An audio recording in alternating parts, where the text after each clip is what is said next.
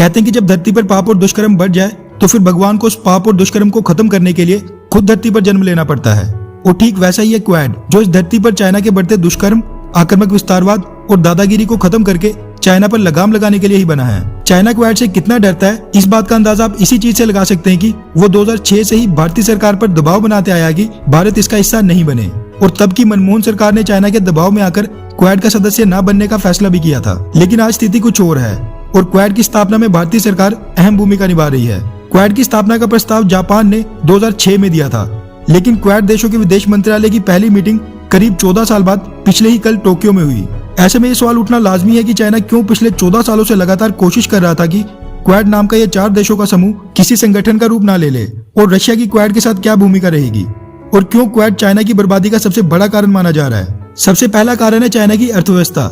China का quad से डरना लाजमी है, क्योंकि क्वाड के 4 देश अमेरिका, जापान, ऑस्ट्रेलिया और भारत चाइना के एक्सपोर्ट का करीब 32% सामान खरीदते हैं।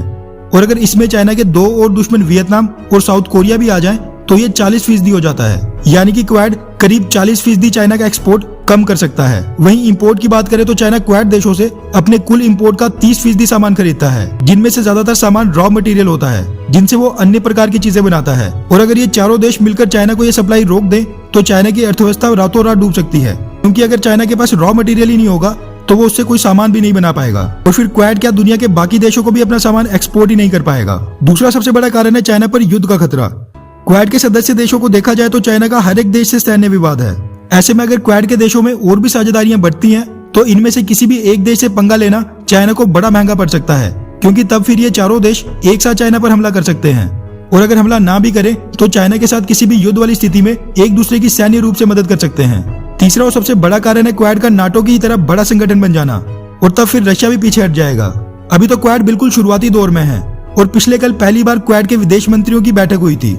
लेकिन चाइना को डर इस बात का है कि अगर क्वाड भी नाटो की ही तरह एक सफल संगठन बन गया और इन सभी देशों के बीच ट्रीटी साइन हो गई, तो फिर ये सभी देश एक साथ मिलकर चाइना के खिलाफ एक दूसरे को तो मजबूत करेंगे ही, लेकिन फिर इससे दूसरे देश भी प्रभावित होंगे, और वो क्वाड को नाराज ना करने के चक्कर में चाइना पर कार्रवाई कर सकते हैं। वहीं रशिया की बात करें तो वो क्वाड में भारत की मौजूदगी के कारण कभी भी पूरी तरह क्वाड के खिलाफ जाकर चाइना का समर्थन नहीं करेगा, क्योंकि रशिया को भी पता है कि भारत क्वाड में कभी भी रशिया विरोधी गतिविधि होने ही नहीं देगा, और क्वाड पूरी तरह चाइना के खिलाफ बनाया गया संगठन है।